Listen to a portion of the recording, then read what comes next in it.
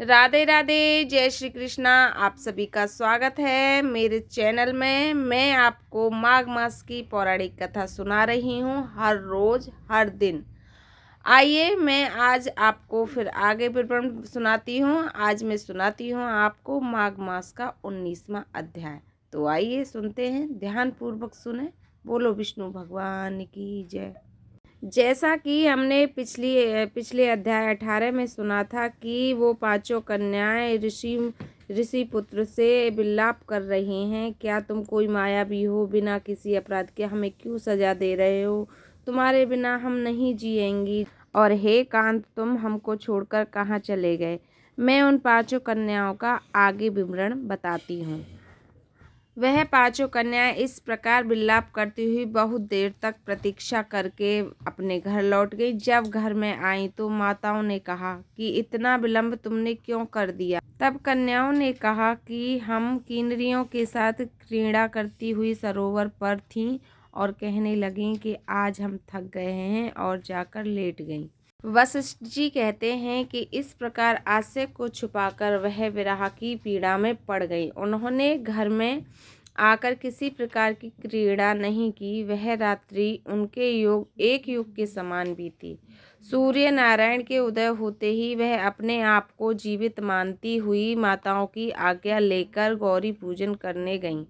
वह कन्या वहां पर जाने लगीं। उसी समय ब्राह्मण भी स्नान करने के लिए सरोवर पर आया। इसके आने पर कन्याओं ने वाह वाह किया, जैसे कमलिनी प्रातःकाल सूर्योदय को देखकर करती हैं, जिसको देखकर उनके नेत्र खुल गए, और उस ब्रह्मचारी के पास वो कन्याएं चली गईं।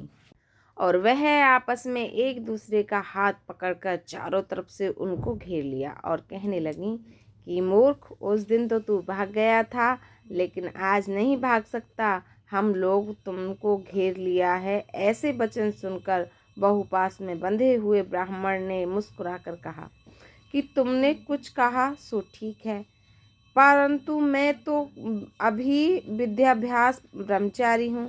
गुरुकुल में मेरा विद्याभ्यास पूरा नहीं हुआ है।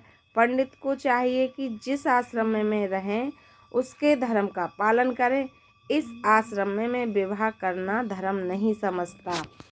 अपने व्रत का पालन करके और गुरु की आज्ञा पाकर विवाह कर सकता हूँ, इससे पहले नहीं कर सकता। यह बात सुनकर वह कन्या इस प्रकार बोली जैसे बैसाख मास में कोयल बोलती है। वह कहने लगी कि धर्म से अर्थ और अर्थ से काम और काम से धर्म के फल का प्रकाश होता है।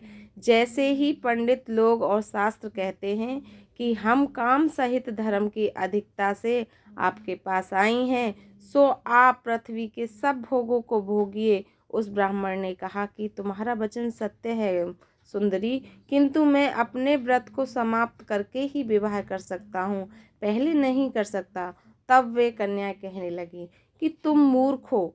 अनोखी औषधि, ब्राह्मण बुद्धि, रसायन सिद्धि, अच्छे कुल की सुंदरियां नारियां तथा मंत्र जिस समय प्राप्त हो तभी ग्रहण कर लेना चाहिए। कार्य को टालना अच्छा नहीं होता। केवल भाग्य वाले पुरुष को ही प्रेम से पूर्ण अच्छे कुल से संपन्न स्वयंवर रचाने वाली कन्याओं को प्राप्त होते हैं। कहाँ हम अनोखी नारियां और कहाँ आप तपस्वी बालक। यह विमेल का मेल मिलाने में विधाता की कोई चतुराई ही है। इस कारण आप हम लोगों के साथ गंधर्व विवाह कर लें। उनके ऐसे वचन सुनकर धर्मात्मा ब्राह्मण ने कहा कि व्रती रहकर इस समय विवाह नहीं करूँगा।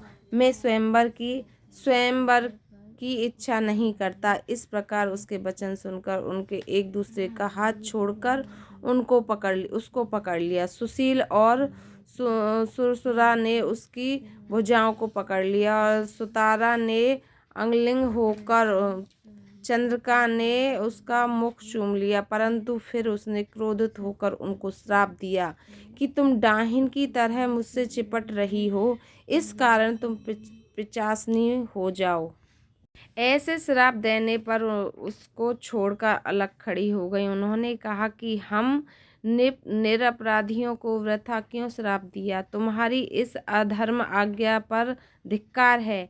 ऐसे प्रेम करने वाले से बुराई करने वाले का सुख दोनों लोकों में नष्ट हो जाए। इसलिए तुम भी हम लोगों के साथ 50 हो जाओ। तब वे आपस के क्रोध से उस सरोवर पर पिशाच और पिशाचनी हो गए और बस पिशाचनी कठिन शब्द से चिल्लाते हुए अपने कर्मों को भोगने लगे। वशिष्ठ जी कहने लगी कि हे राजन, इस प्रकार वह पिशाच उस सरोवर के इधर उधर फिर रहे थे। बहुत समय पश्चात मुनियों के सर्वश्रेष्ठ लोमस ऋषि पूष शुक्ल चतुर्दशी को उस अशोध सरोवर पर स्नान करने के लिए आए। जब सुधा से दुखी इस पिशाचों ने उसको देखा तो उनकी हत्या करने के लिए गोल बांधकर चारों ओर से तरफ से घेर लिया। वेदनिधि ब्राह्मण भी वहां आ गए। उन्होंने लोमस ऋषि को साष्टांग प्रणाम किया और वे पिशाच ऋषि के तेज के समान ठहर नहीं सके और दूर जाकर खड़े हो गए। वेदनिधि हाथ जोड़कर लोमस ऋषि से कहने लगे कि भाग्य से ही ऋषियों के दर्शन होते हैं। इस प्रकार उन्होंने गंधर्व कन्या और अपने पुत्र का परिचय देकर सब वार्ता सुनाया और कहा कि हे मुनिवर, यह सब ही श्राप मोहित होकर आपके सम्मुख खड़े हैं। आज इन बालकों का विस्तार होगा, जैसे सूर्योदय से अंधेरे का नाश हो जाता है। वशिष्ठ जी कहने लगे कि पुत्र के दुख से दुखी वेदनिधि ब्राह्मण के ऐसे वचन सुनकर लोमस ऋषि ने नेत्रों में जल भर आया और वेदनिधि ने कहने लगे कि मेरे प्रसाद को बालकों को शीघ्र समृद्धि पैदा होगी। मैं उनका धर्म कहता हूँ, जिससे इसका आपस का ज्ञान विलीन हो जाएगा। बोलो विष्णु भगवान की जय। यह था मेरा 19वां अध्याय जो समाप्त हुआ। जिसको भी मेरी पौराणिक कथाएं माघ मास की अच्छी लग रही हैं वो मुझे लाइक सब्सक्राइब करें और शेयर करें। फिर मिलती हूँ अगली कथा के साथ। तब तक राधे राधे, जय श्री कृष्णा।